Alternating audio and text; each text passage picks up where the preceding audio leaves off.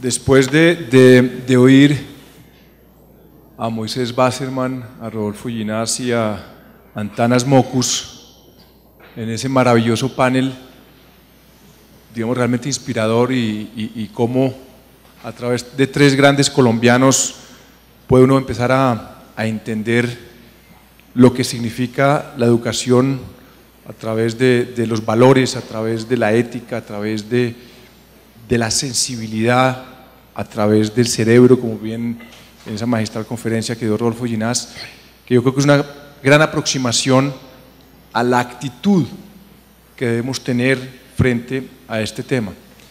Y en eso, pues yo creo que este panel, mucho más mundano, de lo que, cómo podemos empezar a aterrizar en ese mundo real estos temas que planteaban nuestros panelistas anteriores. Cómo estamos comprometidos con esa educación, cómo desde la política se están empezando a adelantar unos procesos o están dejando de hacerse, o qué tipo de problemáticas empezamos a ver en torno a los modelos educativos, en torno a cómo empezamos a articular los diferentes actores de la sociedad frente a este compromiso común que es la educación. Entonces, cuando hablamos de que aquí la educación es un tema de la sociedad, de que es un tema de todos, de aquí todos tenemos que estar unidos en torno a la educación, ¿eso qué quiere decir? Este país siempre se congrega a través de los qués y siempre se mata a través de los cómo. O uno oye los proyectos de país que han tenido los paras cuando trataron de refundar a Colombia, o los proyectos de país que predican las FARC, o los proyectos de país que han predicado los políticos, y en abstracto todos se parecen, todos quieren acabar con la corrupción, todos quieren hacer, digamos, un país idílico, una especie de Arcadia, y cuando trata uno de aterrizar el mundo real, pues hemos visto lo que ha sido la estela de sangre. Así que yo creo que tener a estos honorables invitados, que no voy a volverlos a presentar, que ya lo hicieron Lina y Jorge Enrique, para empezar a entender cómo empezamos a trabajar junto, qué estamos haciendo bien y qué estamos haciendo mal. Tenemos aquí unas personas que se han caracterizado por su liderazgo, que se han ganado un espacio en Colombia, que creo que han tenido unas luchas muy valerosas, y en eso quiero insistir, y que han pensado más allá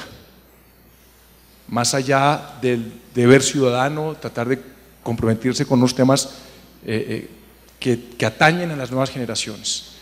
Entonces, sin mayores preámbulos, yo quisiera darle la palabra, y pues entendiendo que el tiempo pues es limitado, la idea es que tengamos una conversación más que 6 o 7 conferencias independientes, de que por favor en cada respuesta no sobrepasemos los 4 o 5 minutos, si es menos mejor, pero como abrebocas y digamos lamentando en esta introducción la presencia del presidente de la República, que desafortunadamente a última hora se excusó por motivos de agenda, y que digamos nos hubiera gustado ver un poco la visión por parte del jefe de Estado sobre estos temas tan importantes que afortunadamente hoy en día están despertando un gran interés entre los colombianos. Así que, doctor Pedro Gómez, tengo que darle la palabra a usted por, digamos, el tema de que usted no solo como empresario se ha comprometido en este tema de la educación hace muchos años, sino que a través, digamos, de los premios de compartir al maestro, etcétera, sino a través del último estudio que, digamos, que puso nuevamente el tema en la agenda, que habló sobre ese papel del maestro como, digamos, ese protagonista y los desafíos que tiene ese maestro. ¿Por qué no en 4 encuentros nos plantea cómo usted como empresario y como una persona que ha liderado ese proceso está viendo este tema de la educación a través del informe que publicaron?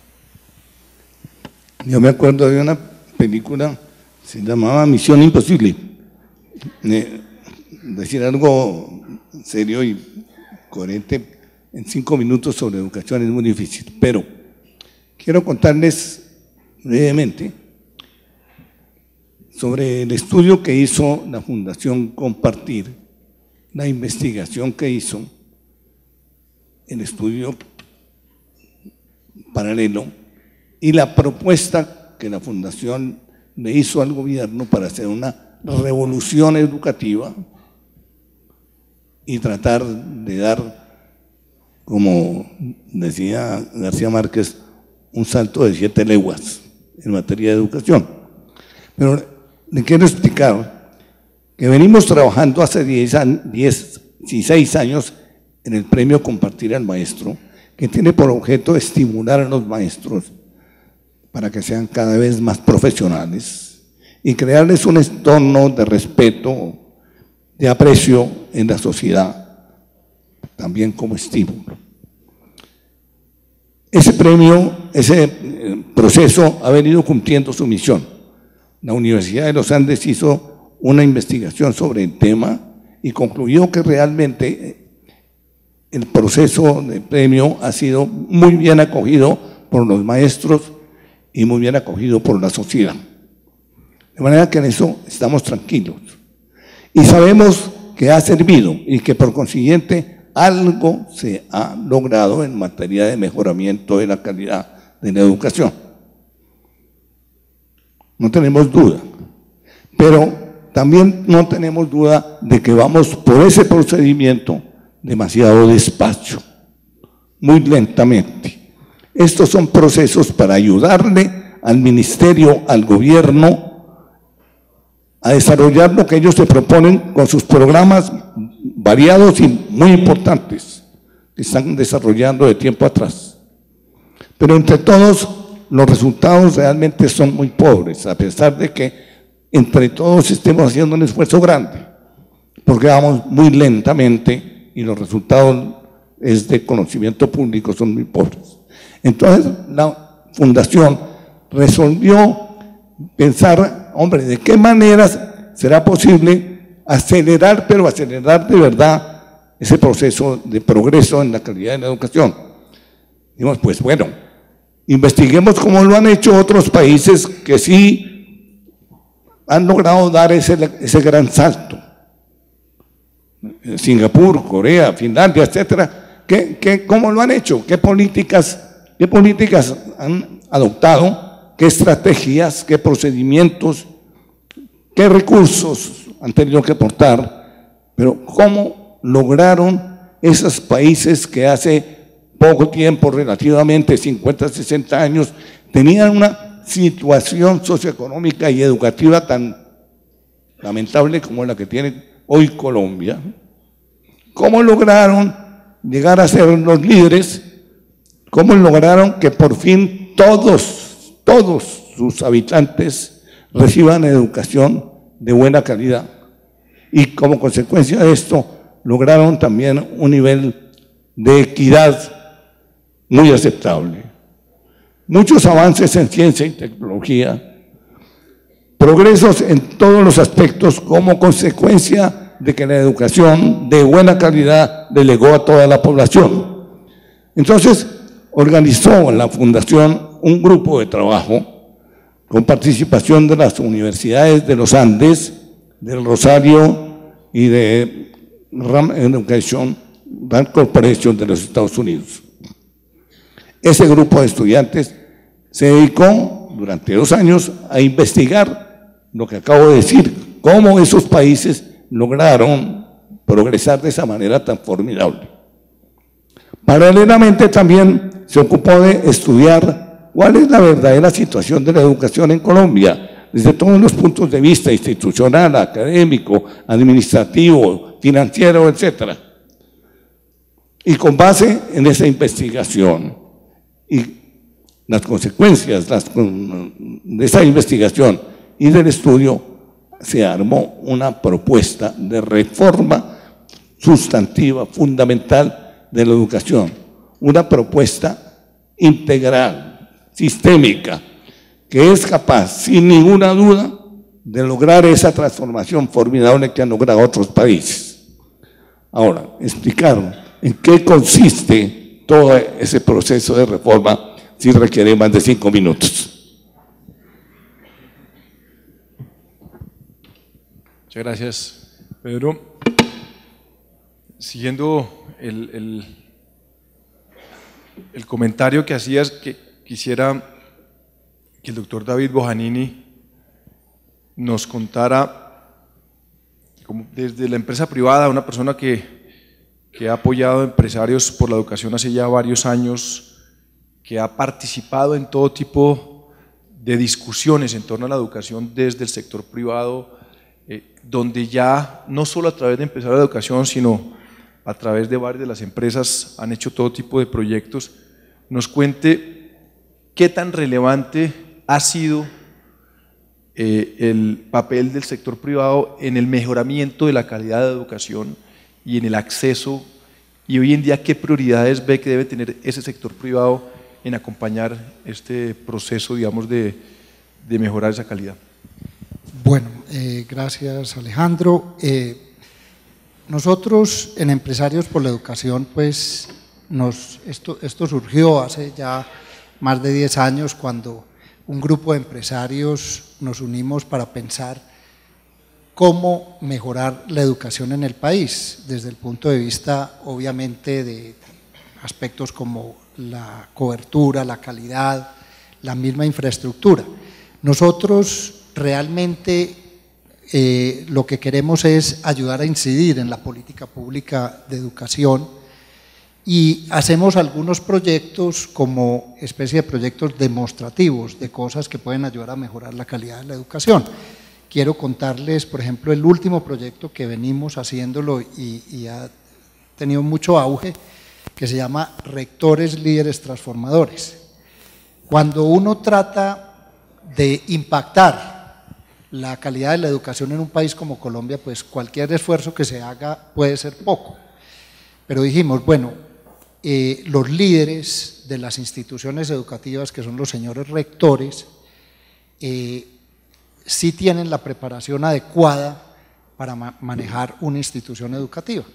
Entonces se diseñó con el apoyo de especialistas nacionales e internacionales, y con el apoyo de varias universidades en el país, se diseñó un posgrado que dura 1 año para preparar a los rectores para ser mejores administradores de una institución educativa. Y esto incluye muchos aspectos, además del académico, que es muy importante, las relaciones con la comunidad, las relaciones con los alumnos, el tipo pues de educación que se debe impartir, tratando de buscar las tendencias más modernas, y esto ha venido teniendo una acogida. Hoy, entre empresas privadas y algunos mandatarios regionales, gobernadores o alcaldes que han acogido esta iniciativa, pues se está financiando este proyecto, y hay departamentos que ya aspiran a preparar a todos sus rectores en un lapso de 3 o 4 años. Vamos a ver los indicadores. Esto, ¿qué resultados produce? Yo creo que apoya la gestión del ministerio. Pensamos en Empresarios por la Educación que la educación, a pesar de que hay un Ministerio Nacional de Educación, de todas maneras mucha de la gestión para mejorar la educación está a nivel regional y a nivel local. Entonces hay que trabajar con los secretarios de educación departamentales y municipales para poder ver un cambio. Nosotros hacemos estas cosas como efecto demostrativo, pero realmente lo que buscamos es reunirnos con el Ministerio de Educación, con la ministra o el ministro de turno, y compartir ideas de muchos aspectos relacionados con la educación.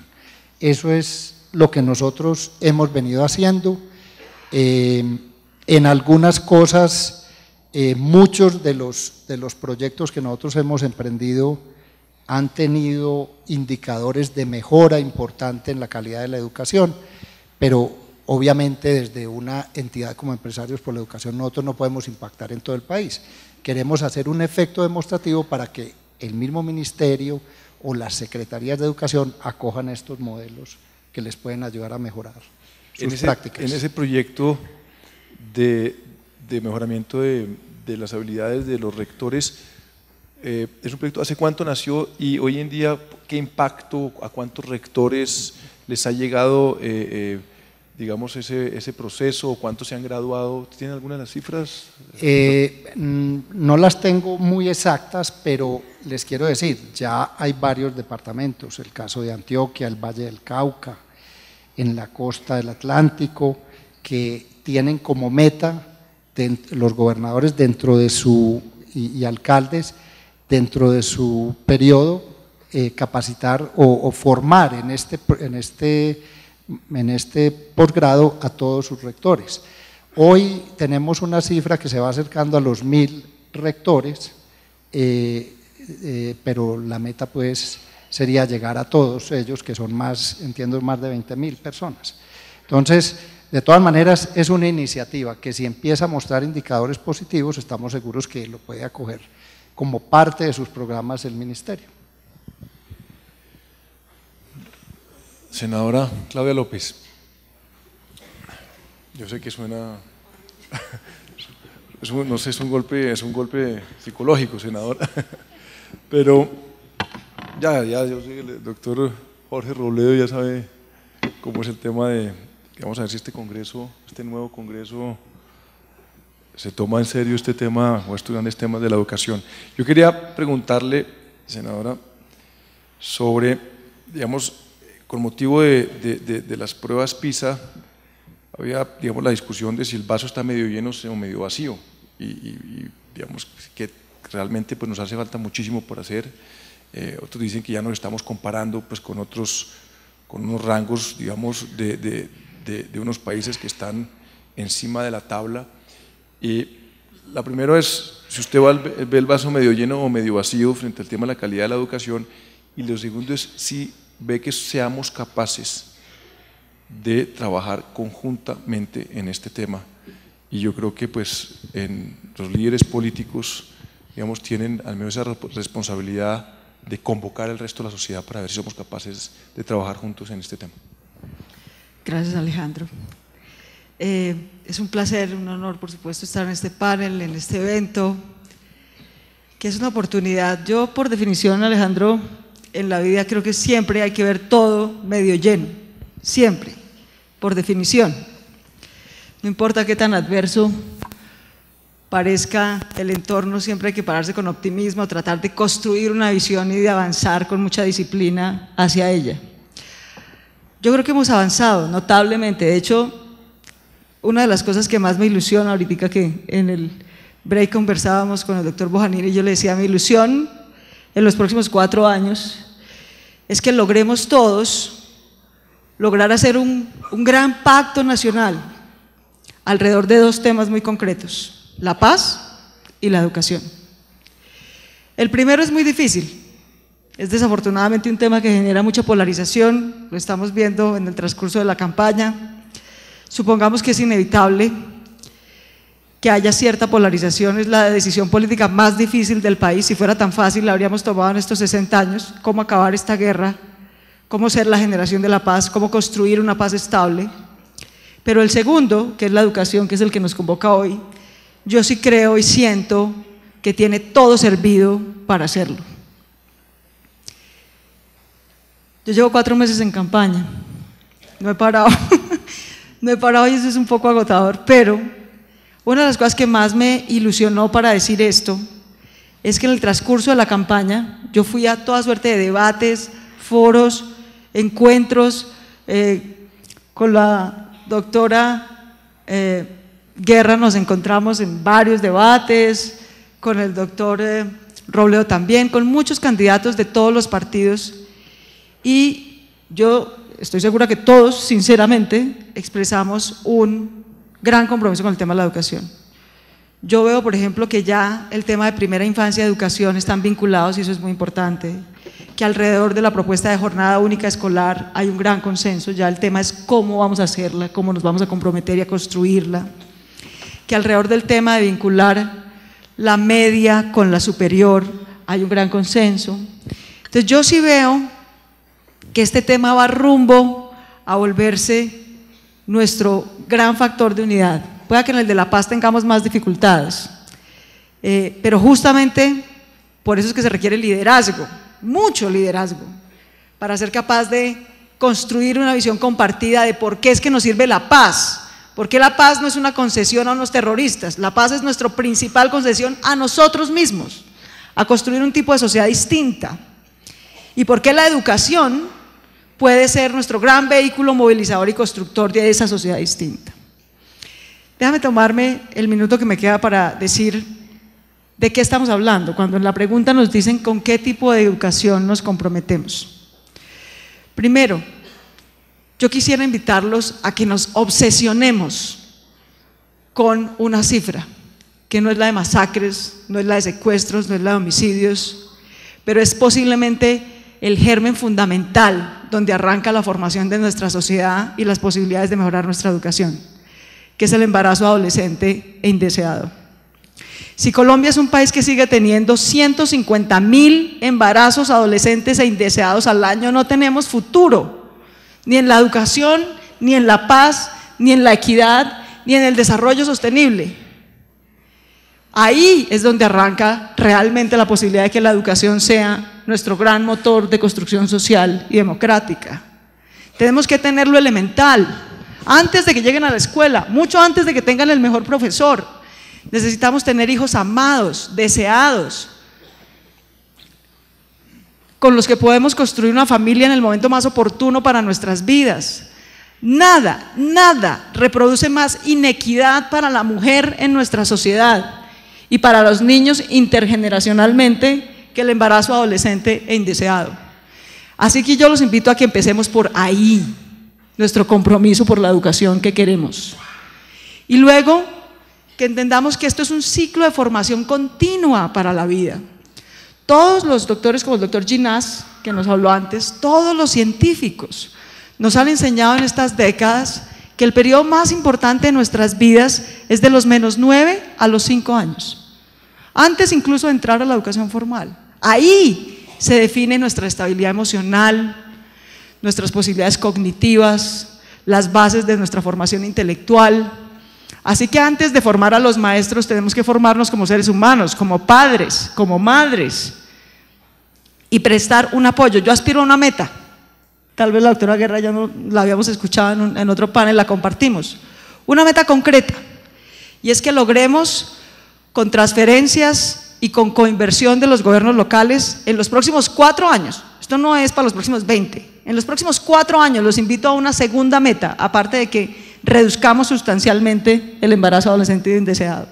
La segunda es que financiemos en todos los municipios de Colombia, con un valor per cápita, con un modelo pertinente según el tipo de municipio rural o urbano, la nutrición, la salud, la protección y los 3 grados de preescolar de cualquier niño de Colombia de los 0 a los 5 años, independiente de si vive en Guainía, o en Soacha, o en Medellín. Eso es perfectamente posible, eso está costeado, eso según los economistas puede costarnos más o menos 1.5 adicionales del PIB. No estamos hablando de poner a un colombiano en la luna en un cohete de fabricación nacional, estamos hablando de darle servicios elementales a nuestros niños en todos los municipios del país. Así que yo invitaría, luego seguiré con otras metas, pero a que nos comprometamos, nos obsesionemos para empezar con nuestro compromiso por la educación con esas 2 metas, reducir el embarazo adolescente indeseado, pero así que cada uno la tenga en su celular en la portada, todos los días, cada mañana. Y segundo, a meternos la mano al hombro para construirle esa Colombia y esas instituciones que se necesitan en las regiones, al alma y al bolsillo, para que cada niño colombiano de 0 a 5 años tenga estos 4 servicios. Muchas gracias, Claudia. Senador Robledo.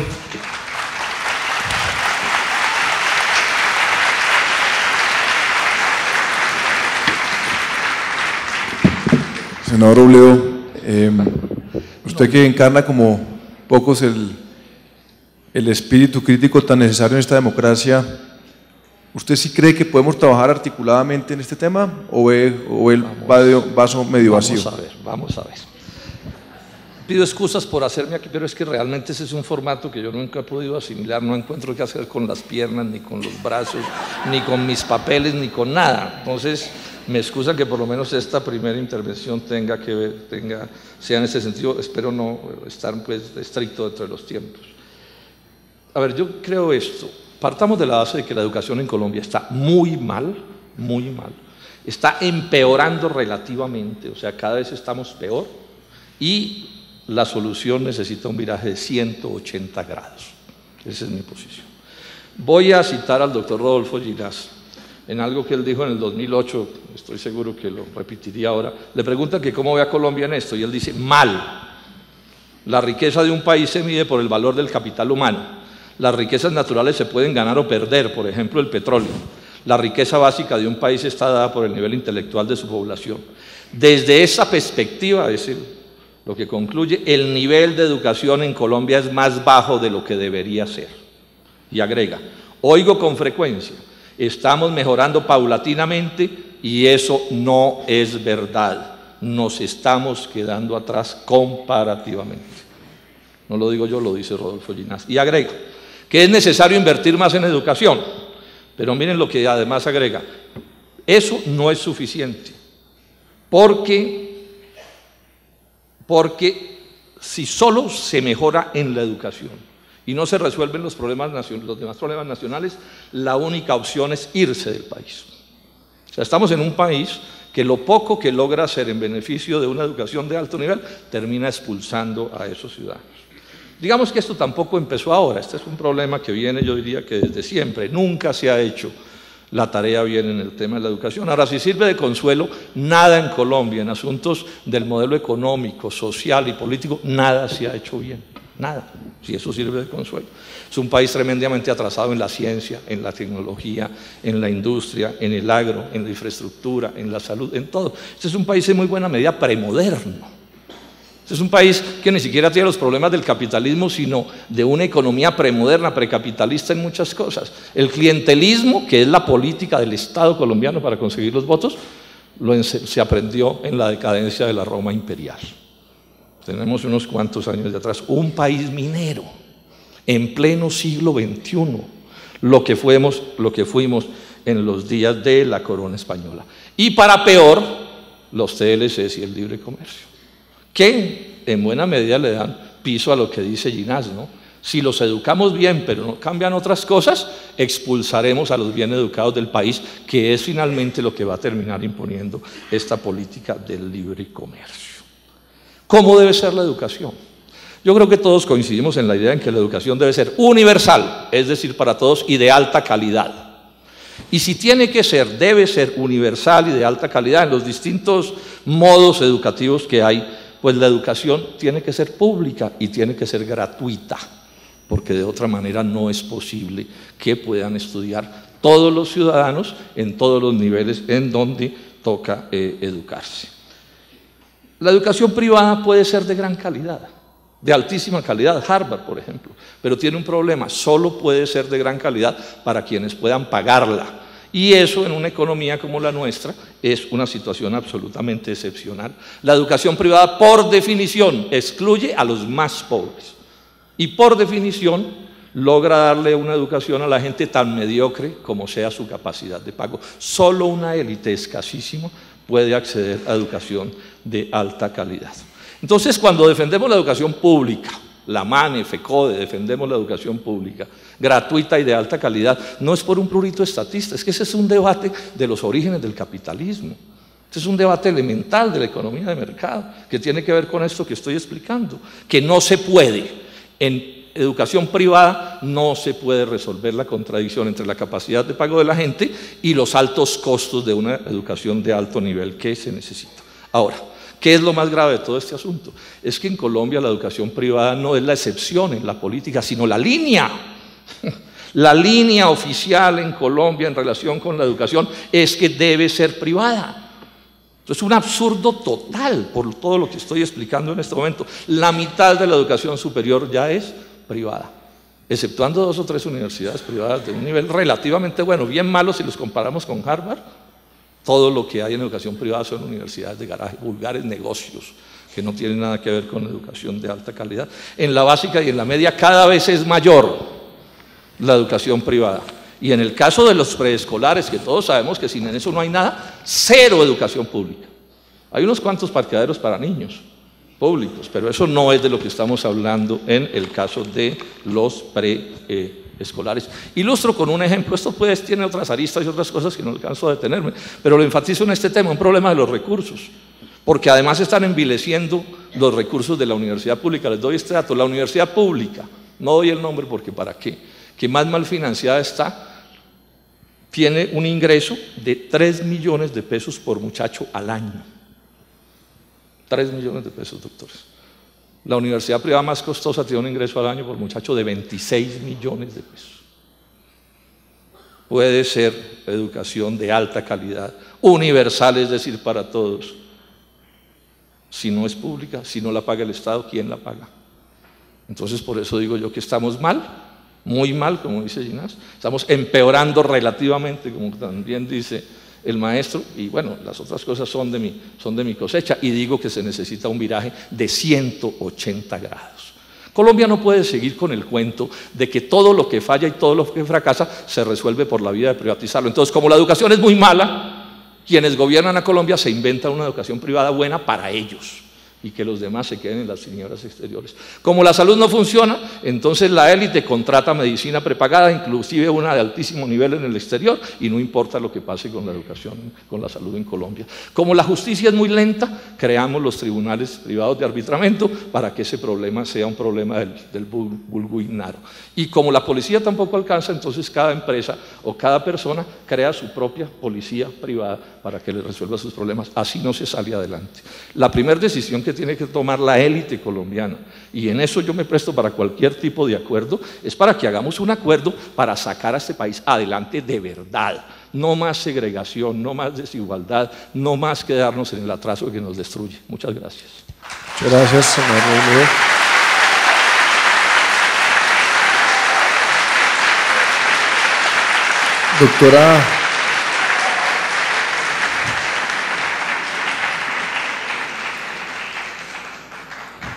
Doctora senadora Guerra, ¿le funciona? Sí. ¿Aló? Sí, dale. No, quería preguntarle, digamos, en el tema de, desde el Congreso, digamos, ¿cómo ve usted que puede, digamos, liderar una revolución, una transformación en materia de calidad educativa? Y recogía el tema cuando hablamos de cómo se compromete uno, digamos, desde los partidos, y si usted cree que realmente podemos empezar a articularnos, medios, empresa, Congreso, gobierno, en este proceso. Gracias, Alejandro, un saludo a todos los compañeros del panel y a ustedes, muy buenos días. ¿Qué veo yo muy positivo hoy? Primero, que el tema de la educación está ya en la agenda pública, y en la agenda pública no solo en la agenda de los políticos, en la agenda de los decisores, como por ejemplo los empresarios, que llevan años trabajando en ese tema, pero que necesitan articularse más con lo que se haga desde el Estado, desde el gobierno y por supuesto con otras iniciativas de la sociedad civil, como pueden ser los de algunas organizaciones no gubernamentales, como aquí la que lidera el doctor Pedro. Pero además de ello, que está en la agenda política. Estos eran temas que tradicionalmente no se abordaban porque no daban votos. Y como no daban votos, difícilmente los candidatos a Senado, a presidencia y a las diferentes corporaciones lo abordaban. Hoy este es un tema de responsabilidad y de compromiso en lo político porque permea necesariamente el bienestar de la ciudadanía. Por eso ahí resalto esos dos aspectos que me parecen fundamental de lo que encuentro hoy con el tema de la educación. El tercer punto que me parece fundamental y es que queremos, y nosotros queremos desde el Centro Democrático, que tanto cerca de 22.000 sedes educativas que hay en el país tengan los niveles que hablaba ahora el senador Robledo de la educación privada, que no solo sea tener los mejores maestros, tener la mejor infraestructura, tener un plan de estudio que responda a ese contexto que hablaba el profesor Ginás, sino que efectivamente ellos sienten que son importantes en las esferas de decisión. Por ello, para nosotros desde el Centro Democrático, ¿qué estamos planteando como visión para la educación? Primero, la importancia de articular la educación superior con la educación básica y media, porque todos los estudios pasan porque tenemos que tener mejores profesores. ¿Y dónde se forman esos profesores? En la educación superior. Y si desde la educación superior no logramos hacer ese jalonamiento de no solo en profesores, sino que permeen los planes de estudio y los contenidos, no logramos calar y no logramos contribuir a esa transformación. Por eso nuestra visión es una visión articulada de educación superior que contribuya en ese proceso de mejoramiento de la básica y la media. El segundo, efectivamente centrado en el estudiante, y por eso ratificamos la importancia de elevar la autoestima del estudiante, como elevar la autoestima del maestro. Y la autoestima del estudiante tiene un componente familiar muy importante que aquí fue dicho, pero también tiene un componente muy importante en la propia escuela y tiene que ver con que él en su entorno nuevamente encuentre que es digno.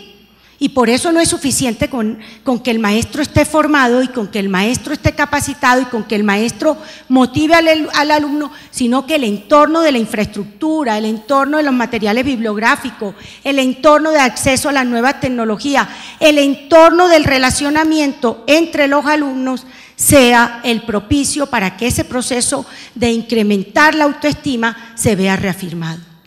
Por eso nosotros también somos unos convencidos de que es fundamental educar en las competencias.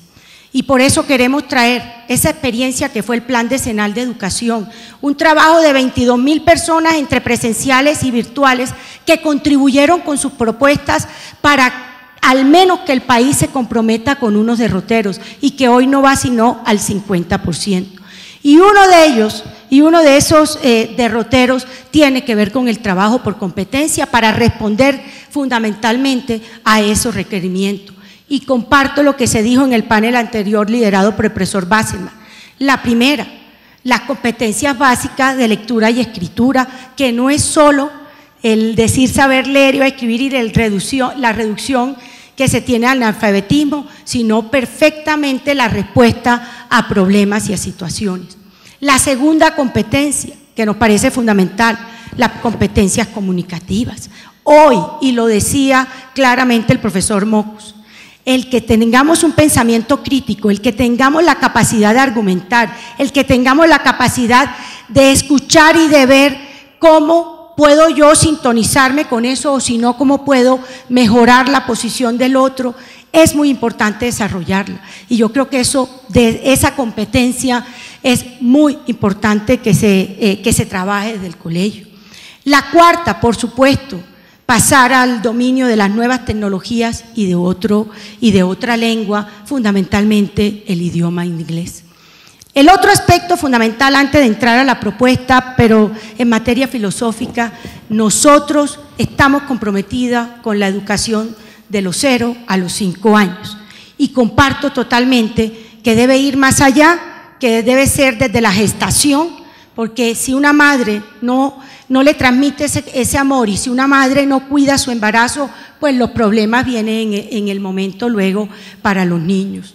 Entonces, estamos totalmente comprometidos con reforzar toda la atención y entre otros. Hablamos normalmente de los maestros de primaria y de bachillerato, pero no hablamos de los maestros que están atendiendo la primera infancia. Esos son fundamentales y esos son los que más debemos atender desde un inicio. Con base en esto, entonces, ¿qué estamos nosotros proponiendo y que vamos a liderar desde el Congreso y, por supuesto, con nuestro candidato presidencial? Lo primero, la jornada única escolar, la venimos trabajando desde el 2012 la propuesta, porque creemos que los niños no solo deben tener más horas de estudio, sino que para responder a ese contexto, para también poder desempeñarse mejor y poder desarrollar otras competencias como las que da la música o las que dan la matemática, es muy importante que le pueda dedicar tiempo a la cultura, al deporte, y que le pueda dedicar tiempo también al tema de relacionamiento y actividades cívicas. Yo voy a dejar esta primera parte de la propuesta de la jornada única ahí para complementarla en el transcurso de las otras preguntas y ser respetuoso con el tiempo, pero nuestra visión es que queremos que en estos próximos 4 años al Centro Democrático trabaje incansablemente por la educación y por ser reconocido como que ya llenamos un primer paso que fue cobertura, con una cobertura neta de cerca del 90%, ahora tenemos que dar el paso a la mejor calidad de todo el sistema educativo. Muchas gracias, senadora Guerra. Senador Robledo, digamos, la política, digamos, es el arte de lo posible, esa máxima donde todas las decisiones que se toman inevitablemente son imperfectas y siempre plantean dilemas. Gobernar en ese sentido plantea todo tipo de dilemas y yo creo que uno de los dilemas más importantes, sobre todo en países en vías de desarrollo, digamos, no sé si premoderno, que acaricia la OCDE, premoderno, en transición, en vías de desarrollo, subdesarrollado, bueno, digamos, cada uno lo ubicaría donde cree que debe estar. Lo cierto es que el tema del presupuesto siempre se vuelve uno de esos dilemas. Entonces, aquí estamos planteando solo en lo que se ha hablado en el debate de la importancia de lo que mencionaba la senadora López sobre la primera infancia, señora Claudia, muy bien, de 0 a 5 años, la importancia, por ejemplo, de cómo el informe de la Fundación Compartir gira en torno al maestro, y tengo entendido que cualquier proyecto en torno a eso costaría unos 2-3 billones de pesos. La importancia de líderes como los que mencionaba David Bojanini sobre el tema del papel del rector y cómo, digamos, eso también requiere recursos, o lo que usted mencionaba, senador Robledo, sobre el tema de la educación universal y gratuita. Si hay plata para tanto, entonces en eso, pues digamos que, ¿cuál sería en ese sentido la prioridad, ¿no? En la medida que uno tiene que empezar con recursos limitados, empezar a escoger, y el tema de la discusión, sobre todo la que usted menciona, de educación gratuita, ¿cómo hacer con esos recursos limitados? Ese es un poco una especie de lugar común en Colombia, ¿no? Entonces, todo lo que está mal porque no puede estar bien, ¿sí? No, yo creo que ese es parte del problema. Pero para ciertas cosas sí hay recursos. Sí, entonces, no sé, pongamos una cifra que moleste, ¿no? Los 3 billones de la mermelada, pues, que escandalizó al país hace unos días, ¿cierto? O bueno, o tantas cosas que podríamos decir, Alejandro, en ese sentido. O los 8 billones de pesos que en la reforma tributaria de hace un año le bajaron.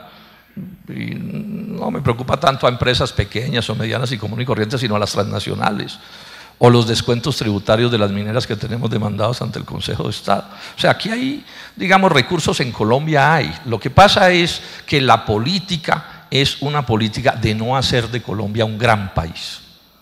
Porque es que yo a usted le puedo hasta aceptar en gracia de discusión que los recursos sean escasos, pero bueno, definamos que la línea para dónde es. Y la línea tiene que ser hacia universal, pública y gratuita y de alta calidad. Y aquí la línea es al revés. La línea es hacia la privatización, que quiero insistir, exceptuando 2 o 3 instituciones educativas, es sinónimo de pésima calidad de la educación privada, y no tiene arreglo.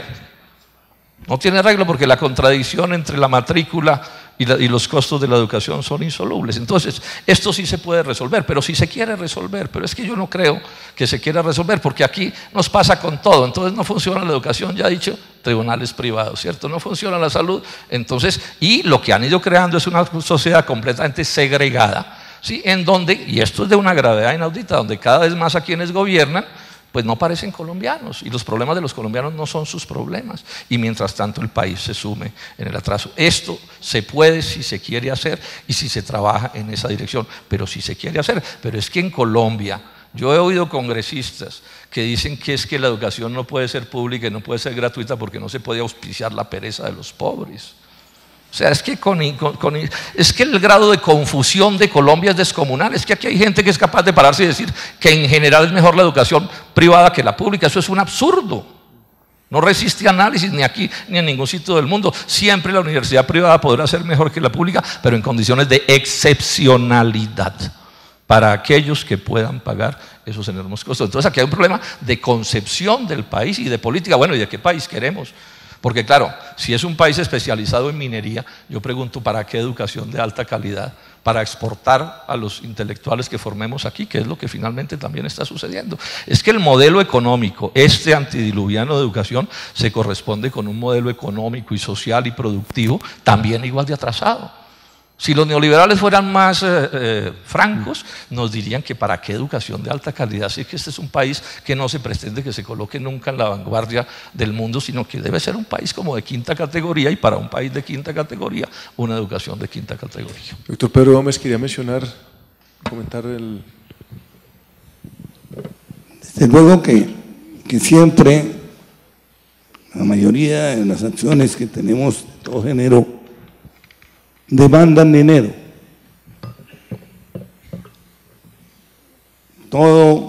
Casi todo lo que nos proponemos necesita recursos importantes.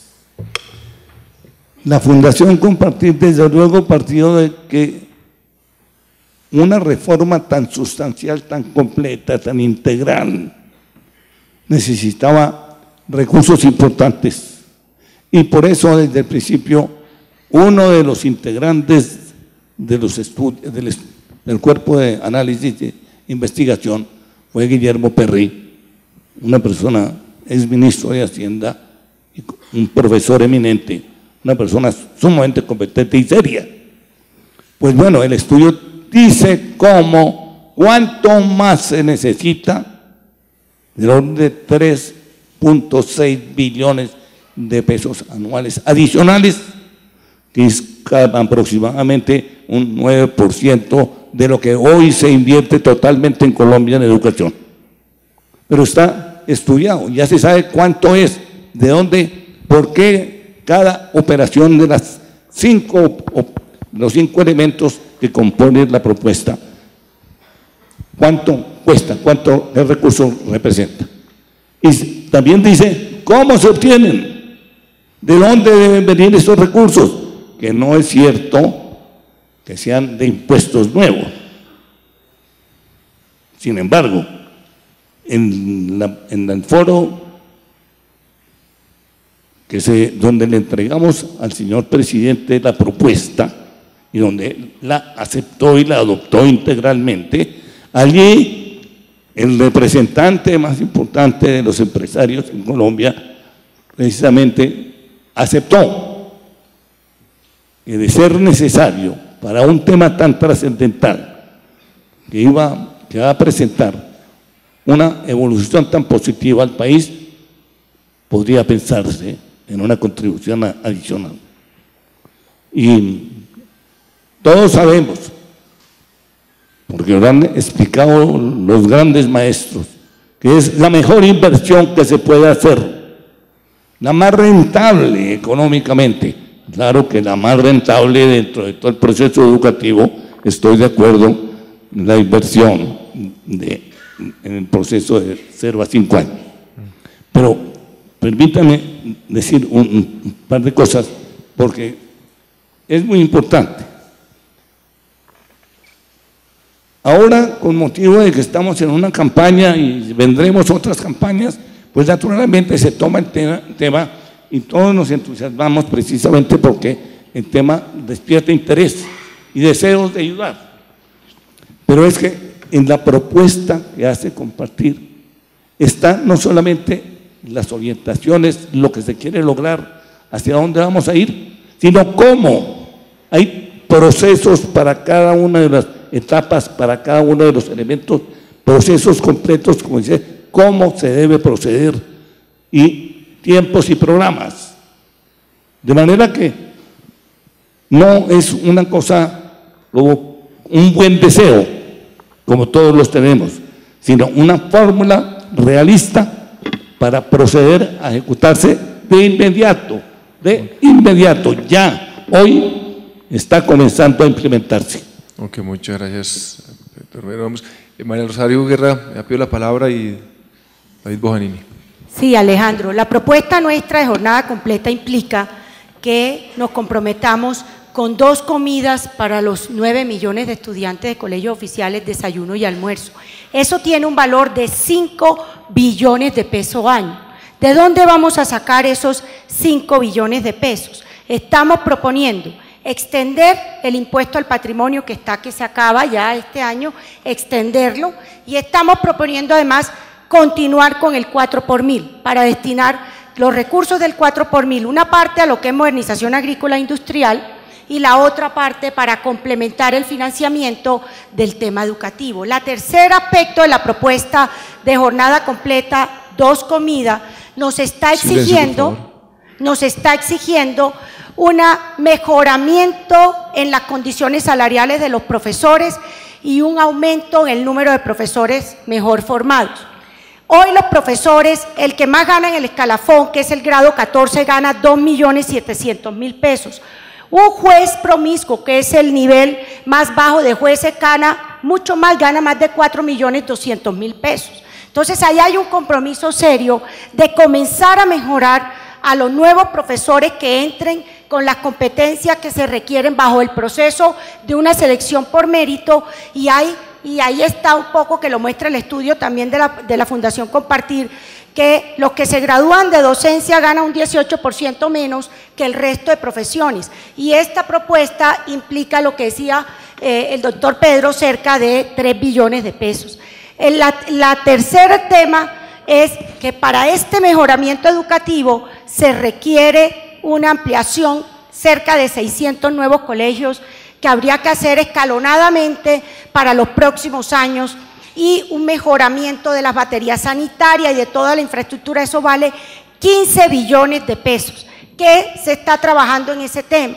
Se está trabajando que con los fondos privados de pensiones puedan ser ellos parte de la ejecución de esta propuesta. O sea que sí hay posibilidad de hacer una gran inversión en materia de educación. Además de ello, nos estamos comprometiendo que para los próximos 4 años podamos subir en un punto el presupuesto para educación con un punto ya, y unos aumentos de 0.25 puntos anuales para los próximos años. O sea, y ya tenemos, digamos, hemos venido haciendo esas simulaciones, porque el compromiso, como dicen los americanos, el compromiso político se refleja en los presupuestos. Y si uno mira el presupuesto, muestra dónde están comprometidos los diferentes gobiernos.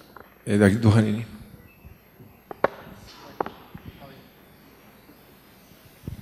Escuchando aquí a mis compañeros de panel, yo veo que la fórmula para tener una educación de calidad, una educación universal, que verdaderamente prepare ciudadanos para la vida, las tenemos.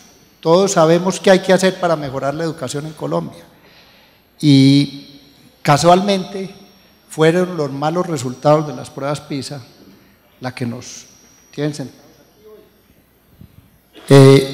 tienen sentados y lo celebramos, que todas las campañas políticas para la presidencia y hasta para el Congreso hayan incluido la educación como uno de los temas prioritarios, que no era así antes. Ahora el doctor Mocus decía, es que esa educación pública es para los otros, y los otros, que son las personas más excluidas, desafortunadamente no saben la importancia, desconocen la importancia de la educación y no exigen.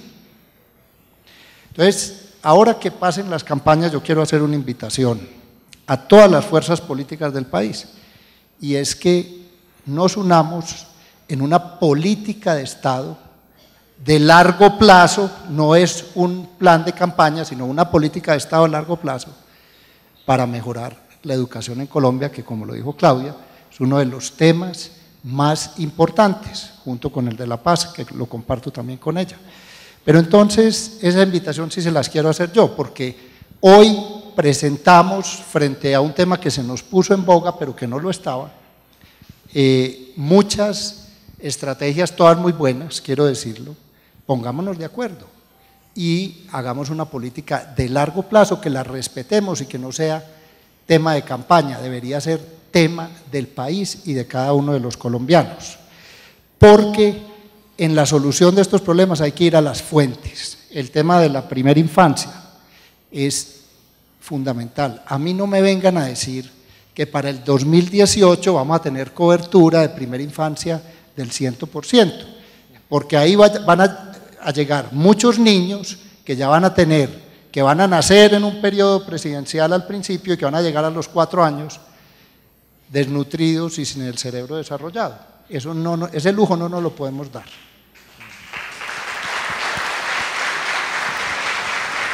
Hay otros temas cruciales, se habla de los maestros, hay que dignificar la profesión del maestro. Y hay un círculo vicioso de discusión entre FECODE, quienes representan a los maestros, y el resto de la gente. Entonces dicen es que los docentes son malos, y los docentes dicen es que a nosotros no nos pagan bien, no nos preparan, etc. Hay que hacer un trabajo ahí, donde todos tenemos que poner. Eso no se trata de que un lado o del otro. Sí tenemos que dignificar la posición del maestro, definitivamente.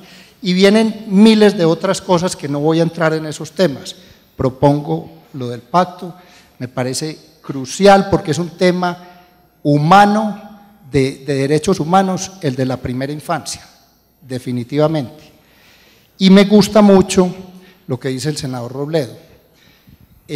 Ojalá, y alguien, un pensador importante de este país, decía, ¿qué pasa si todos nosotros, todos, las élites y todas las personas de este país que participan en la toma de decisiones importantes, tuviéramos que educar a nuestros hijos en la educación pública? ¿Cómo sería esa educación pública? Porque es que esos otros no exigen porque no saben, pero nosotros, los que de pronto sí tenemos algo de conocimiento, quisiéramos exigir una mejor educación. Hoy la pedimos para todos los colombianos, esto no puede ser excluyente, pero si los hijos nuestros se educaran en instituciones públicas, otro sería el cuento. Estoy seguro de que seríamos mucho más exigentes.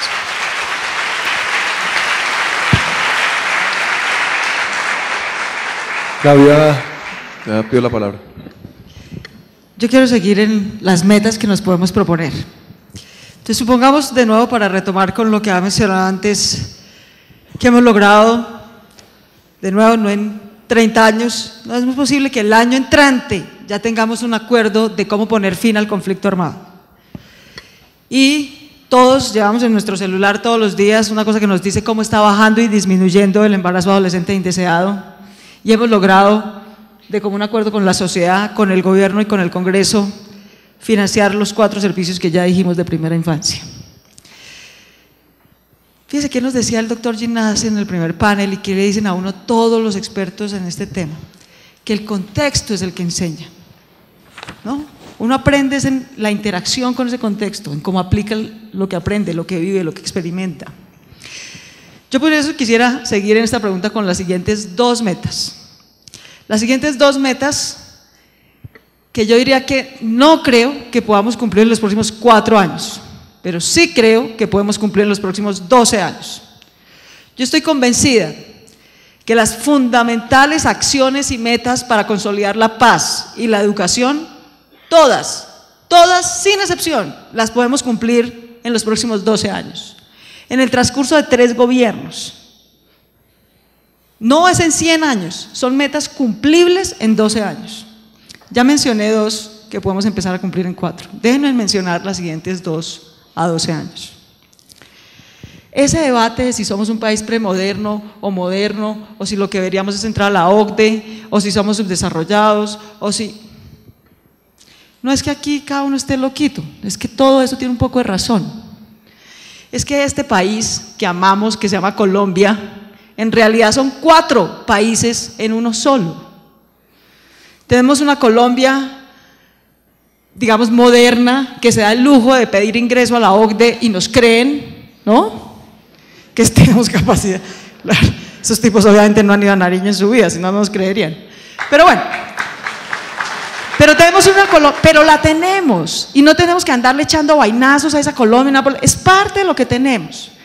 Colombia es un país de 1.100 municipios. Bueno, en 35 municipios de Colombia vive el 70% de la población. Es el corazón de la Colombia urbana, conectada con ese mundo global, internacionalizada, donde están las mejores universidades. En fin, ese es un mundo. Pero por el otro lado, tenemos 769 municipios de Colombia que tienen menos de 50.000 habitantes, que tienen un gran patrimonio ambiental, de biodiversidad, pero muy poca población, que nunca van a poder vivir de recaudar predial, que no tienen a con quién cobrarle ingreso al patrimonio, que lo que hacen es prestarnos servicios ambientales al resto de los colombianos y de la humanidad. ¿Sí? Tenemos una Colombia semirural, una Colombia que está entre los 50.000 y los 120.000 habitantes, pero cuya vida depende fundamentalmente de que nuestros campesinos, esos campesinos que están protestando ayer, desde el año pasado, que nos siguen diciendo, pese a todos sus esfuerzos durante 60 años de guerra por exterminarnos, existimos, 10 millones de campesinos existimos en Colombia, y no queremos migrar a las ciudades a vivir en un tugurio, queremos seguir siendo campesinos, y queremos poder producir comida que ustedes necesitan, allá ustedes señores elegantísimos del gimnasio moderno, necesitan comer, y nosotros les podemos producir esa comida, y podemos producir y proteger servicios ambientales, y podemos producir turismo, y podemos producir, queremos seguir siendo campesinos. Esos 10 millones de campesinos que nos están jalando las orejas, a los que nosotros neciamente estigmatizamos cada vez que protestan para decirles, eso es porque son de las FARC.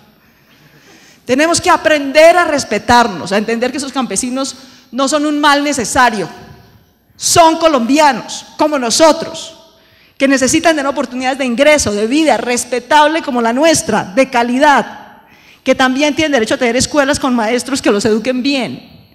Esos colombianos viven más o menos en unos 250 municipios de Colombia, semirurales, que no son esa Colombia rural profunda, del Amazonas, del Bichada, del Guainía, no, que es la Colombia de San Vicente del Caguán, de los municipios rurales del Huila, ¿no?, del Magdalena Medio, en fin, de La Mojana. Bueno, y tenemos una Colombia semiurbana, ¿no?, que está creciendo, donde seguramente vamos a construir las 30 ciudades colombianas del futuro, que van a ser ciudades más o menos de 200.000 habitantes, no van a ser grandes emporios. Pero ¿por qué voy con esto? Porque si reconocemos, en vez de hacer lo que hacemos ahora, que es tratar, cuando vamos a hablar con la OCDE, vamos todos elegantinos en corbata, a tratar de que no se den demasiado cuenta que tenemos 769 municipios con guerra, desplazados, etcétera, ¿no?, que no se, Coca, el país más premoderno, que no se den cuenta de eso, sino solo hablar del país de los 35 municipios modernos. No, nuestra tercera meta como sociedad tiene que ser reconocer esas 4 Colombias y crear un modelo de descentralización para cada una, y un modelo institucional que sea capaz de ofrecer estos servicios de primera infancia a sus niños, la educación que aquí hemos dicho a nuestros jóvenes. Lo más vergonzoso para nosotros como sociedad, lo que tenemos que atormentarnos todos los días y pensar cómo solucionar, es que un joven en San Vicente del Caguán, o en el Huila, o en Nariño, crea que tienes mejores oportunidades si se mete a las FARC que si va a la escuela. Eso es lo que debería atormentarnos. Entonces nosotros tenemos que crear un modelo de descentralización, de prestación de servicios públicos para que sepamos construir carreteras en cada una de esas 4 Colombias, tener jardines infantiles pertinentes y posibles en cada una de esas 4 Colombias, escuelas y modelos pedagógicos pertinentes para cada una de esas 4 Colombias. Esa es la tercera meta. Eso no existe hoy. Y si seguimos empeñados en que el modelo que le sirve a Bogotá lo queremos trasladar a San Vicente del Caguán, vamos a fracasar. Y digo la cuarta en un segundo para no extenderme. No solo para la educación, piensen en cualquier tema. Vamos al foro de salud, vamos al foro de ciencia y tecnología, vamos al foro de emprendimiento. Miren, veamos a nuestros pares. Nosotros necesitamos ser una sociedad mucho más moderna, que produce mucha más riqueza y que es capaz de invertirla en nuestros bienes públicos de manera decente. Lo digo con toda claridad. Colombia hoy es un país que recoge 14 de cada 100 pesos de su riqueza en impuestos, se roba 4 en corrupción, luego nos quedan 10 míseros pesos de cada 100 de la riqueza que producimos para hacer todo lo imaginable. Chile, que le gusta tanto a la tecnocracia colombiana, al doctor Robledo no le gusta mucho, pero a los tecnócratas y demás del DNP y todo, Chile es el gran ejemplo. Si solo hiciéramos las pensiones como Chile, la minería como Chile, etc. Lo que no dicen es que Chile recauda 28 de cada 100 pesos de su riqueza en impuestos y su nivel de corrupción es menos del 1%. Bueno, y además van a subirlos otra vez para financiar justamente la reforma a la educación superior. Un país como Brasil, que nos encanta, siempre vivimos compitiendo con Brasil, ¿no? Que Brasil no es la potencia, que la potencia es Colombia, lo cual suena más o menos ridículo cada vez que alguien lo dice, pero bueno. Brasil recauda 35 de cada 100 pesos de su riqueza en impuestos. Entonces, ¿cuál es la cuarta meta? En los próximos 12 años, respetando la propiedad privada, incentivando el emprendimiento, teniendo un entorno de sociedad en paz, seguro, nosotros tenemos que proponernos duplicar el nivel de recaudo de impuestos, pasar de 14 a 28 de cada 100 pesos, es decir, lo que tiene Chile hoy, en los próximos 12 años, y derrotar de una vez por todas a la corrupción, que es el peor mal de este país, peor que la guerrilla, peor que las FARC, peor que los paras, para que tengamos los recursos públicos que se necesitan para cumplir esta y tantas otras metas que son posibles construir. Muchas gracias, Claudia. Desafortunadamente se nos está acabando el tiempo, quiero hacerle pues una pregunta puntual a cada uno. Senador Robledo, el tema de FECODE que se estaba mencionando David Bojanini sobre el papel de FECODE. Usted, digamos que se ha mencionado mucho que FECODE es un obstáculo en la calidad de la educación, que hay un tema político, que no están interesados. ¿Usted cómo, digamos, ve una entidad y unos protagonistas tan importante para que sean parte de esa solución de la calidad de la educación? ¿Cómo ve usted el papel de FECODE en este proceso de transformación? Mire, Alejandro, primero le digo esto. A mí me alegra que se haya puesto de moda el tema de la educación. Espero que no sea una moda que termine el 15 de junio. Pero yo sí tengo que lamentar que se haya puesto de moda porque unos extranjeros dijeron que esto era un desastre. Porque resulta que aquí hay unos criollos que llevamos, en mi caso yo fui 26 años profesor de tiempo completo en la Universidad Nacional de Colombia, diciendo que esto es un desastre. Desde esos días lo estamos diciendo que todas las políticas de educación en lo fundamental en Colombia son erradas. Y eso lo ha venido diciendo FECODE toda la vida. Si quieren empezar a arreglar el tema de la educación, lo primero es que hagan un reconocimiento a FECODE. Ahí están todos los documentos. Pero claro, FECODE concentra odios inmensos, porque como no se arrodilla, ¿cierto? Como habla duro y como hace paros y se moviliza, está descalificado de antemano. Ya hoy aquí por fin se está diciendo que los salarios de los educadores colombianos son una miseria, compárenlos con los estándares internacionales. Todo el mundo sabe que usted no puede, y el doctor Bojanini sí que lo debe saber, que usted no puede reclutar para su empresa o para su institución gente de alto nivel si no la paga bien. Y resulta que en Colombia la norma es pagarle mal a los profesores. Y cuando FECODE reclama para que les paguen bien, hay que fusilar a FECODE. No, así no se puede. ¿Sí? O sea que hay que reconocerle a cada quien lo que ha dicho oportunamente, porque o si no, todas estas invocaciones a que vamos a corregir resultan ser paja. Y en ese sentido el aporte de FECODE ha sido crucial. Yo no quiero ni imaginarme a qué nivel estarían los salarios de los educadores colombianos sin FECODE. ¿Cuánta sería la carga laboral? Hoy yo le hago una pregunta a quienes somos profesores. ¿Cómo prepara una clase un profesor que tiene 6 y 7 horas de tiza al día? Mi producción en la Universidad Nacional fue muy grande académica, pero a mí me pagaban muchas horas simplemente para que estudiara. Y si no me hubieran pagado esas horas para estudiar, yo no hubiera podido producir eso. Yo pregunto, ¿cuántas horas para estudiar les pagan a los profesores de básica y de media en Colombia? Prácticamente ninguna. Y si no salen a rebuscarse la vida por las tardes vendiendo lo que puedan, se les mueren de hambre las familias. Y eso no es posible que funcione así. Entonces yo aquí le hago un reconocimiento, y eso pues por supuesto es bastante políticamente incorrecto, le hago un reconocimiento a FECODE y a los educadores y a los estudiantes que llevan toda la vida con la razón. La razón siempre ha estado más cerca de ellos que de la élite colombiana. Muchas gracias. Una pregunta para David Bojanini sobre las nuevas generaciones y digamos la relación entre el mundo laboral, que encarna gran parte digamos del sector privado, y la formación digamos de esas personas que están empezando a abordar ese nuevo mundo del trabajo.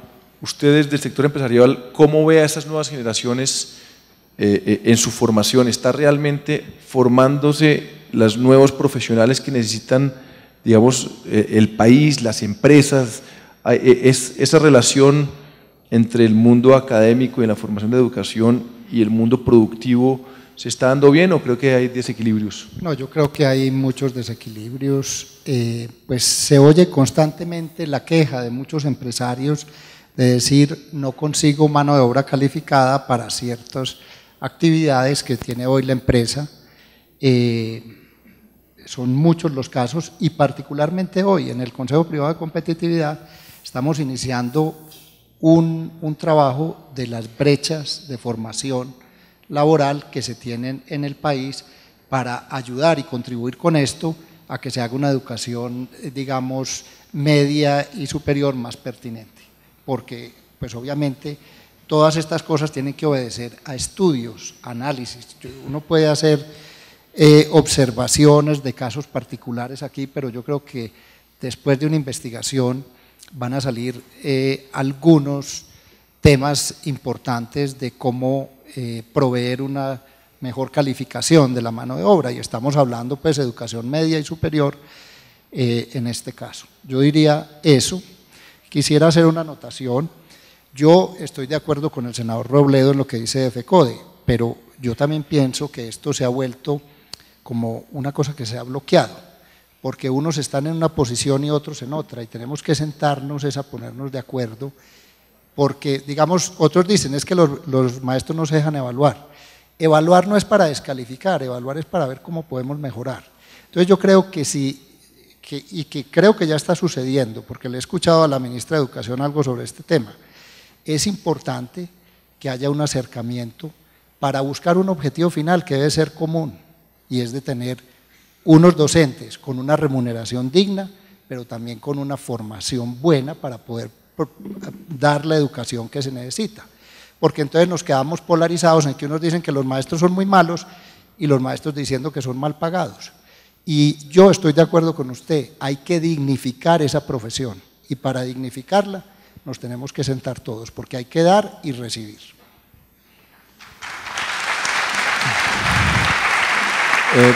Para el Rosario, sobre el tema de ciencia y tecnología, digamos que entra, digamos, y parte de los paneles que vienen en el transcurso de las jornadas de hoy y mañana tiene mucho que ver con ese papel de la ciencia y la tecnología. ¿Cómo, digamos, ha visto usted este papel, digamos, como esta especie de cenicienta que cada vez se ha venido marginando de este debate de la educación? Yo sé que tenemos poco tiempo, pero ¿cuál es su punto de vista? Yo quisiera en el tema de ciencia y tecnología resaltar 3 aspectos. El primero, no podemos a la ciencia y la tecnología politizarla y menos a Colciencia. No ha sido nada más grave que haber puesto a Colciencia bajo un partido político, llame como se llame. Yo sí creo que parte de lo que quiero plantear hoy aquí es que hay 3 temas que son muy sensibles que tenemos que preservarlo de la politización: ciencia, tecnología, educación, salud, porque son temas que si uno los deja como salud hoy día, carcomer por la politización, realmente la gente termina padeciendo los apetitos burocráticos de los que están detrás de ellos. El segundo tema que quiero decir con ciencia y tecnología es que yo personalmente voy a trabajar por revisar el tema de los OCAT. Luchamos mucho para lograr una fuente de financiamiento para la ciencia y la tecnología, porque la meta era llegar al 1%. No se la pudo dar a través del presupuesto de Colciencia, pero sí a través de los recursos de regalía, magnífico el 10%. Pero resulta que se organizó tal enredo para poder asignar esos recursos que dejaron por fuera instancias del sistema de ciencia y tecnología y dejaron por fuera grupos de investigación, universidades, centros de investigación reconocidas, y terminamos capitalizados por alcaldes y gobernadores que, si no fuera porque no presentan proyectos y no tienen la capacidad de presentarlo ni se les ha dado el apoyo para ello, terminamos hoy con copy-paste. Déjenme ponerles solo un ejemplo. Si ustedes se meten en lo que aprobó el OCAT entre junio del año pasado y ahora, aprobó 13 proyectos igualitos en igual número de departamentos.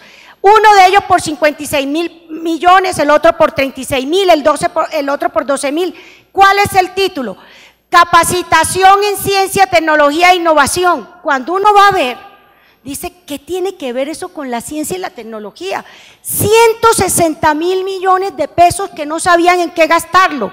Y montan en un departamento X, para no mencionarlo, dice que un centro de investigaciones biomédicas cuando no tiene ese departamento, facultad de medicina, que esté. Entonces dice uno, un momentico.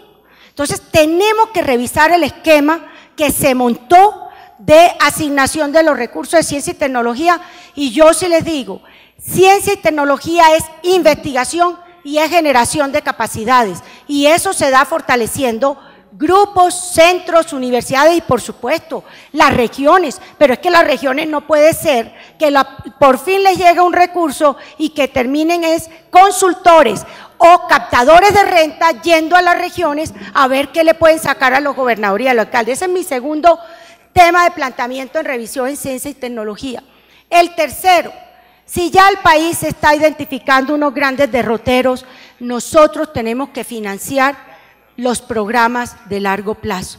En materia del sector agrícola, hoy todos los análisis exigen que nosotros le dediquemos mucho más tiempo a las investigaciones biotecnológicas, a los productos que están huérfanos, y realmente lo que vemos es que no están teniendo los recursos. La segunda línea, para lo cual Colombia tiene una fuente especial, la línea de salud. Y hay una tercera que son los temas sociales como educación, que ahí veo que debemos exigir que haya investigación para los temas de básica, de media y que permita el mejoramiento. Hoy, lamentablemente, muy pocas universidades conocen qué está pasando en su departamento, qué está pasando el área de influencia que tiene en los temas de educación. Entonces, yo diría que la apuesta del mejoramiento de la calidad educativa, por supuesto que pasa, y por eso lo ligué como mi primer punto con la educación superior, y la educación superior está estrechamente articulada con la ciencia, con la tecnología, con la innovación. Por ello, no solo es preocuparnos por llegar al 1% del Producto Interno Bruto, sino que estos recursos que tenemos hoy, que no son despreciables, más de 1 billón de pesos, tenemos que tratar de que se asignen bien y en proyectos que dejen capacidad y conocimiento en la región. Pedro Gómez, me gustaría que nos comentara en esta discusión sobre la calidad y dado que la investigación que lideraron ustedes y Guillermo Perry gira en torno al maestro, su opinión sobre la discusión en torno a la dignificación del maestro, del papel de FECODE y cómo resolver un poquito muchas veces esa polarización y esa discusión, digamos, casi que de bandos, donde, digamos, se impide un diálogo un poquito más inteligente.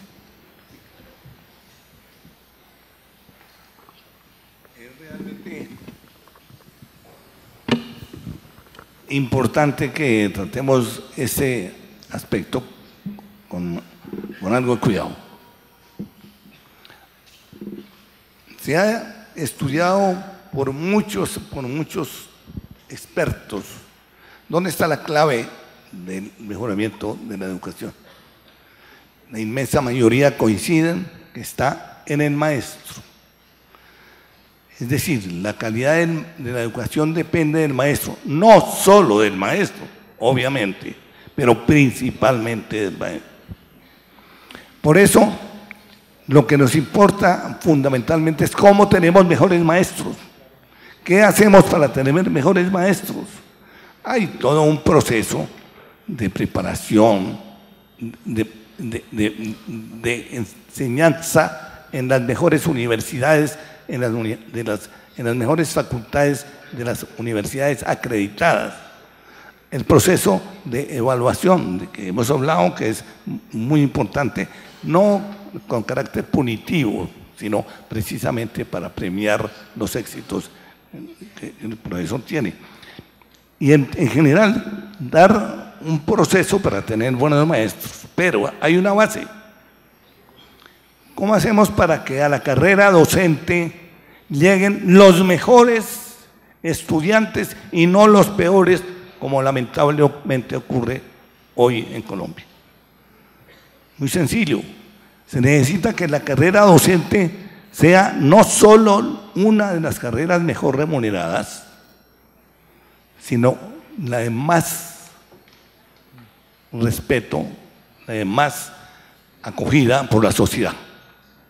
Eso es absolutamente fundamental. Si la carrera docente tiene en principio por lo menos esas dos calidades, es muy probable que los mejores estudiantes, los mejores bachilleres, quieran ir a la carrera docente.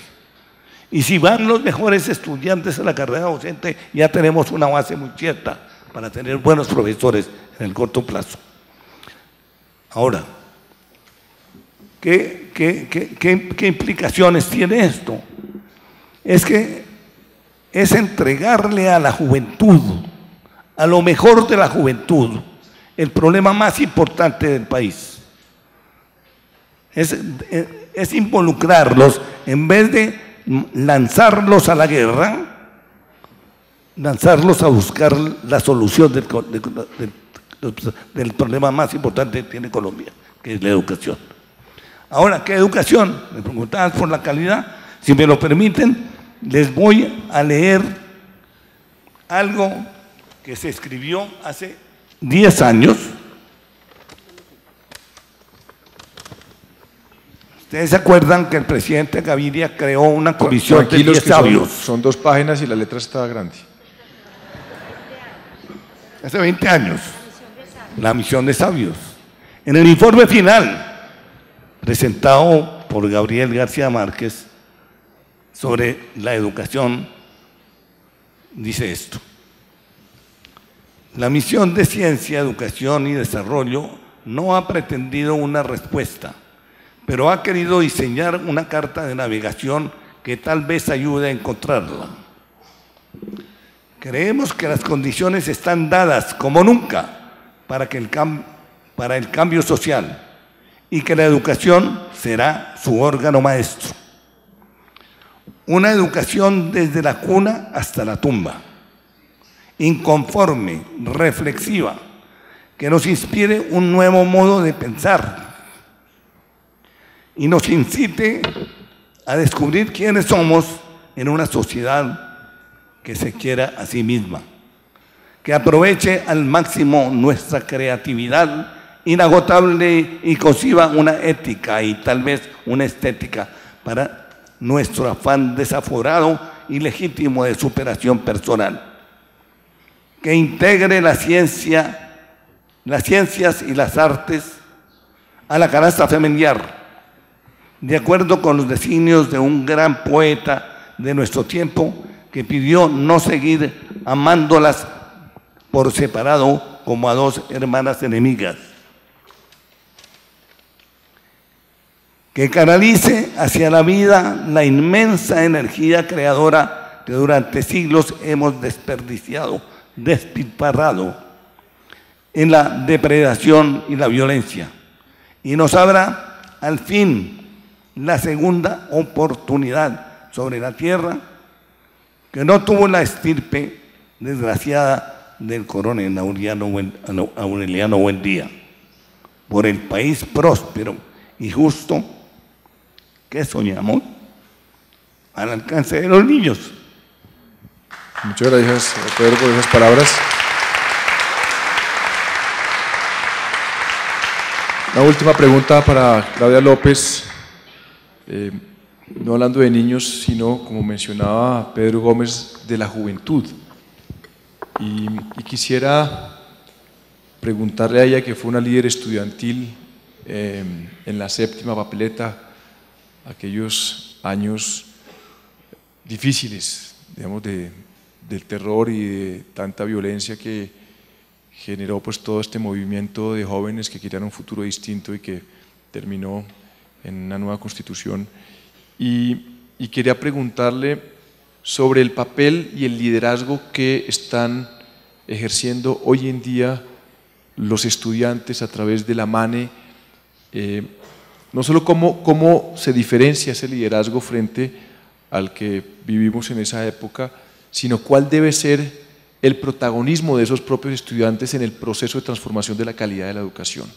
Digamos, si son unos ¿Qué tanto involucramiento deben tener esos estudiantes y qué tanta voz deben tener esos estudiantes en estas discusiones sobre la calidad de la educación? Yo creo que uno de los mejores legados que deja la política de educación del presidente Santos es la MANE, y le quiero agradecer mucho al presidente Santos ese producto obviamente no intencionado, pero gratamente producido, porque cualquier sociedad en donde sus jóvenes no tengan protagonismo en la discusión pública sobre el presente y el futuro, sobre todo un tema como educación, pues está condenada a perecer. Así que es una gran ilusión, es una muestra de vitalidad, de que tenemos posibilidades de salir adelante, que la MANE exista. Pero yo sí le quiero hacer a la MANE, y de hecho, aunque no era políticamente muy correcto a lo largo de la campaña, lo hice en muchos debates. Y es que yo quiero invitar a la MANE, que tiene una bandera muy concreta y digamos legítima, el de lograr, como lo dijo aquí el doctor Robledo, que la educación superior sea universal y gratuita. Es su principal bandera. Y es una bandera respetable, pero quiero decirles, yo lo que espero es que los jóvenes de Colombia tengan la bandera de la educación, no solo de la educación superior en sus manos. Lo que nosotros tenemos es la responsabilidad de ser la generación de colombianos que hizo la paz aquí y ahora. Y esa generación tiene que ser capaz de luchar no solamente por los que pueden marchar por las calles y votar en las urnas porque ya tienen 18 años. Tiene que marchar la MANE por la primera infancia de 0 a 5 años. Tiene que marchar la MANE por los niños que no han nacido y también tienen derecho a recibir esos servicios. Tiene que luchar la MANE también y marchar por la jornada única escolar de los que están entre los 6 y los 16 años, es decir, todavía no llegarán a las urnas. Yo lo que los invito es a que tengamos una visión integral, a que luchemos no solamente por la educación superior, sino por la educación en su conjunto, y a que entendamos que la educación, como la hemos descrito aquí, solo podrá ser pertinente si construimos una sociedad donde sea posible ejercer ese pensamiento crítico sin que a uno lo maten, donde sea posible desarrollar ese talento por las ciencias y las artes, sin que por ello estés condenado a la pobreza, ¿verdad? Entonces tenemos que hacer un país compatible con la educación que queremos tener y una educación que forme ciudadanos para ese país compatible. Yo quisiera decir por último lo siguiente, Alejo. Cuando estuvimos en el movimiento estudiantil por la Constituyente, en el año 89 más o menos, ¿verdad? En ese movimiento estudiantil, en esa 7ª papeleta, yo creo que hoy nos está pasando lo mismo. En ese momento, les cuento una infidencia, yo iba a cumplir 18 años y tenía una gran ilusión de votar. Y la principal razón por la que terminé metida en el movimiento estudiantil por la Constituyente es porque para cuando llegué a las urnas, los 3 colombianos por los que hubiera querido votar no estaban vivos. A Luis Carlos Galán lo habían asesinado, a Carlos Pizarro lo habían asesinado y a Bernardo Jaramillo lo habían asesinado. Hoy ya no tengo 18, sino 44 años. Y sin embargo, tenemos que llegar a las urnas otra vez con el temor de que unas mafias traten de intimidar, los unos diciendo que son de izquierda como las FARC, los otros diciendo que son de derecha como los paras, a los colombianos que quieren construir un país distinto. Nosotros tenemos que ser capaces de salir de ese círculo vicioso y acabar de esta guerra de una vez por todas y construir el modelo de educación que le sirva a la paz y un país en paz donde pueda florecer la educación. Muchas gracias.